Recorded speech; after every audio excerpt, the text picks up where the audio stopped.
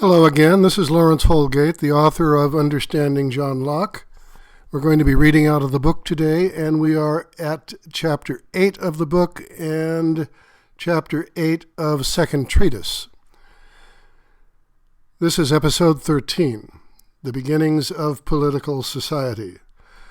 Locke began Chapter 8 at paragraph 95 by making the social contract more explicit. He firmly establishes that no one can be subjected to the political power of another without his own consent. Consent is achieved by agreeing with other people to join and unite into a community for their comfortable, safe, and peaceable living, one amongst another. End quote. If any number of men consent to make one community or government, then they are presently incorporated, Locke says, and they make one body politic. Those who do not consent are simply left as they were in the liberty of the state of nature. The new government now becomes one body, with the power to act as one body. However, any act of this body should require only the consent of a majority of its members. It does not require the unanimous consent of everyone. Now, why is this? Locke gives three reasons.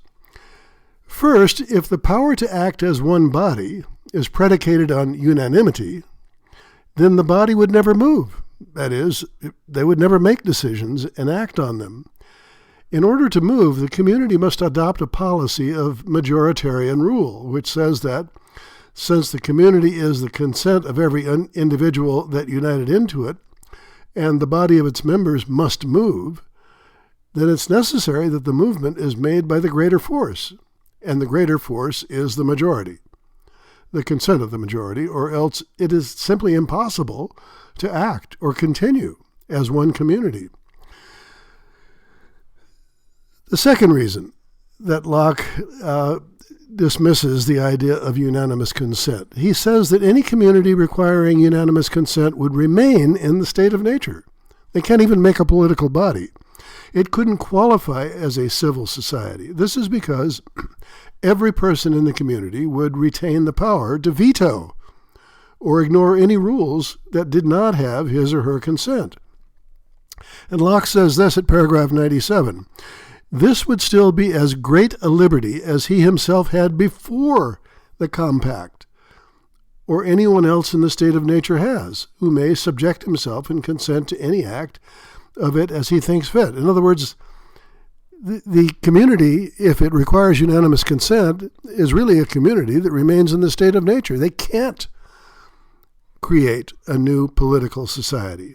If one person, and it only took one person, to cancel any vote. We can shorten the argument here. What he's saying is that if everybody has the same liberty they had before the original contract, which was to incorporate into one society, then they have not yet left the state of nature. If all members have the same liberty they had before they joined the contract, then they in effect, have the same liberty that they left in the state of nature. Therefore, any community that requires unanimous consent as a necessary condition of creating and enforcing valid law would not yet have left the state of nature.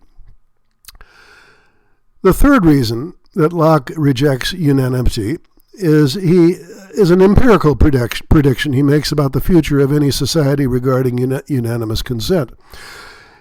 He predicts that such a society would be of short duration. It wouldn't last long because unanimous consent is, Locke says, next to impossible ever to have. Paragraph 98. Locke bases this on his own observations that some people are often missing from public assemblies because they're ill, because they have personal business otherwise. And even if everyone did miraculously arrive at the public assembly, they would undoubtedly not come to a unanimous agreement. So there's too many contrariety of interests and variety of opinions for that to happen. Now, I say it in off the book here that the previous argument is surprising because Locke had already finished proving that such a society could not exist as a political or civil society. It's logically impossible that it could exist. Thus, if it is logically impossible for a civil society to require unanimous consent, then such a society simply could not exist. So it's irrelevant to speculate about whether we could ever assemble everyone into a meeting hall and expect them all to consent to a proposed law. In other words, the third reason he gives for rejecting unanimous consent is not necessary. Not necessary because you can't even imagine it. Now, having stated these three arguments, Locke concludes that although there must be a unanimous consent of people in the state of nature to leave that state and form a civil society, this agreement must contain a clause stipulating that their legislative and executive power is henceforth to be handed over to a majority of the community. For example, imagine a group of adult men and women standing in a circle, each one raising their hand and swearing that they will give up the power that they had in the state of nature to make and execute their own laws. They'll just give that up. They unanimously give up this power to the majority of the community. As soon as that pledge has been made, they have created civil society. The majority now will probably be a shifting majority, depending on the variety of issues upon which they must decide. So what was a majority on one vote, on the next vote will be another majority, different majority.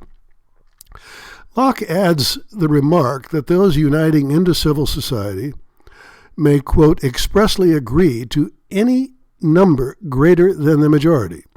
So if, for example, we have 100 members of our community agreeing to a rule that says there must be an agreement of 99 of them for any proposal to become law, it is logically possible for this community to qualify as a civil society, albeit a society that would probably get very little done. It is of this society that we can agree with Locke's remark that the coming into society upon such terms would be like Cato's coming into the theater only to go out again. Lovely language. Paragraph 98.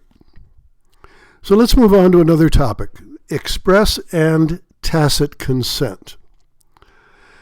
If legitimate power of one person over another is entirely dependent on the other's consent, then what would be a sufficient declaration of a person's consent? Locke answers this question by recognizing two kinds of consent. One is called express consent, and the other is called tacit, T-A-C-I-T, tacit consent. Express consent is given when a person verbally or in writing says, I hereby consent to be a subject of the government, or I hereby give to the community the power to create and execute law. Tacit or implied consent, on the other hand, is more difficult to determine because the consenter has made no expressions of consent at all. That is what makes it tacit. We can infer both consent and a reciprocal obligation based on this consent, not from a person's words, but from that person's behavior. Locke says this at paragraph 119. Every man that has any possessions or enjoyment of any part of the dominions of any government does thereby give his tacit consent, and is as far forth obliged to obedience to the laws of that government during such enjoyment as anyone under it.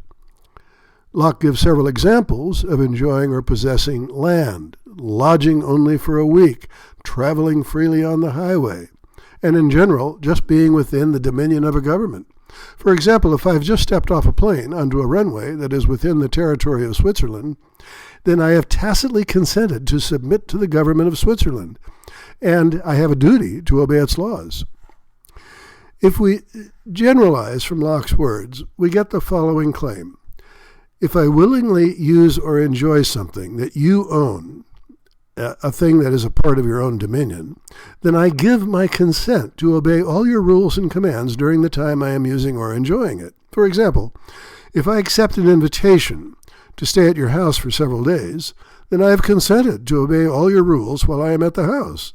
Now, is this true? There's a popular and a very funny Saturday Night Live skit in which the hostess requires all visitors to deeply kiss both her husband, and all her grown children several times upon arrival at her house. Did the visitors tacitly consent to this merely because they accepted her invitation to visit? Think about it. Locke is careful to make a second distinction between citizens and foreigners. Both have a duty to abide by the law, but following the law is not itself a sufficient condition for citizenship. The foreigner, like the citizen, must follow the laws of the country that she is visiting, but this alone does not make her a citizen, even if she remains and enjoys the privileges of the country that she is in for the rest of her life. To establish citizenship, the foreigner must enter the Commonwealth, quote, by positive engagement, an express promise and an express compact or contract with that society. That's in paragraph 122. Well, that's all for today. That finishes chapter 8. We will, in episode 14, read the ends of political society, that topic. And I'll just say it again, if any of you want to follow along as I read out of my book, you can get the book, Understanding John Locke, The Smart Student's Guide to Locke's Second Treatise of Government, by Lawrence Holgate, that's me, Houlgate. You can get it at Amazon.com in the book section anytime for a very low cost. Thank you and good day. I will see you next Monday. Goodbye.